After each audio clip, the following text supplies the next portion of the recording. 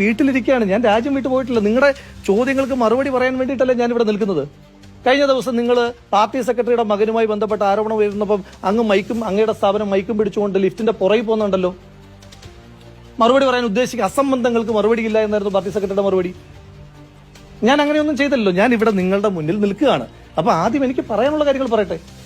എന്തിനാ ഈ വ്യഗ്രത? ഞാൻ പോകുന്നില്ലല്ലോ. ശരി, ഇനിയും അങ്ങയോടുള്ള ചോദ്യം, എനിക്കെതിരായിട്ട് ആരുടെയെങ്കിലും പരാതി അങ്ങ് കിട്ടിയിട്ടുണ്ടോ? ഈ നാട്ടിൽ ഏതെങ്കിലും പോലീസ് സ്റ്റേഷനിൽ എനിക്കെതിരായിട്ടുള്ള പരാതി ഉണ്ടോ? എനിക്കെതിരായിട്ടുള്ള ഏതെങ്കിലും ഒരു പരാതി? ഇപ്പൊ പരാതി പറഞ്ഞല്ലോ, ആർക്കും പരാതി ചമയ്ക്കാം. CPM ഒക്കെ വിചാരിച്ച് എളുപ്പത്തിൽ പറ്റും. അങ്ങനെ ഞാൻ ഒന്ന് പറയട്ടെ. എന്റെ പൊന്നു സഹോദരൻ, എന്റെ പേര് പറഞ്ഞുകൊണ്ട് ആരോപണം ഉന്നയിച്ച ആളുടെ പേര് അങ്ങ് പറയും. ഹണി ഭാസ്കർ എന്താ പറഞ്ഞേ? അതവർക്ക് തെളിയിക്കാൻ പറ്റുന്ന ഒരു കാര്യമാണ്. അതിനവർക്ക് അവരെന്തെങ്കിലും തെളിവ് അവർ പങ്കുവച്ചിരിക്കുന്ന തെളിവ് പറയട്ടെ. ഞാൻ തീർച്ചയായിട്ടും അവർ പങ്കുവച്ചിരിക്കുന്ന തെളിവ് തന്നെ എന്താണ്? അവർ പങ്കുവച്ചിരിക്കുന്ന തെളിവ് തന്നെ ഒരു ചാറ്റിന്റെ ശ്രീലങ്കയും ഒരു വെള്ള ഹൃദയ ചിഹ്നവുമാണ് അവർ പങ്കുവച്ചിരിക്കുന്നത്.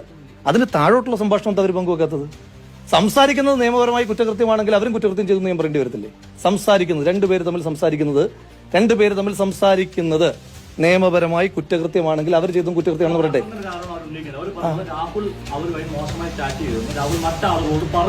അത് അവരല്ലേ തെളിയിക്കണ്ടേ?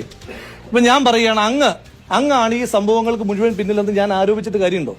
കൈരളിയുടെ മാധ്യമ പ്രവർത്തന അങ്ങാണ് എന്നെ ബോധപൂർവ്വം തേജോവധം ചെയ്യാൻ വേണ്ടിയിട്ട് അങ്ങയുടെ മാസ്റ്റർ ഓപ്പറേഷൻ ആയിരുന്നു ഈ നടന്നത് മുഴുവൻ എന്ന് ഞാൻ വെറുതെ പറഞ്ഞാൽ മതിയോ? ശ്രീമതി ഹണി ഭാസ്കറിന് ഞാനൊന്ന് പറഞ്ഞോട്ടെ, ചോദ്യം ചോദിക്കുന്നതിന് മറുപടി ഞാൻ പറയട്ടെ. ശ്രീമതി ഹണി ഭാസ്കറിന് അത്തരത്തിൽ ഒരു ആക്ഷേപമുണ്ടെങ്കിൽ അതവർ തെളിയിക്കട്ടെ. ആര് പറഞ്ഞു? ഏത് വ്യക്തി പറഞ്ഞു? അപ്പൊ ഒന്നെങ്കിൽ അവർക്ക് നിയമപരമായി പോകാം, അതല്ല പിന്നെ അതിന് നിയമപരമായി പോകാൻ താല്പര്യമില്ലെങ്കിൽ ഞാനും ശ്രീമതി ഹണി ഭാസ്കറും അവര് പറയുന്ന ആളെ കൊണ്ട് ഒരുമിച്ച് നിർത്തിയാൽ തീരുന്ന പ്രശ്നമല്ലേ ഉള്ളൂ. അതൊരു നിയമപരമായ പ്രശ്നം അവർ പറയുന്നുണ്ടോ? നിയമവിരുദ്ധമായി എന്തെങ്കിലും ചെയ്തെന്ന് പറയുന്നുണ്ടോ? അല്ല, ഞാൻ ചോദിക്കുന്നത് ഈ മാധ്യമ പ്രവർത്തകരൊക്കെ ഈ ഞാൻ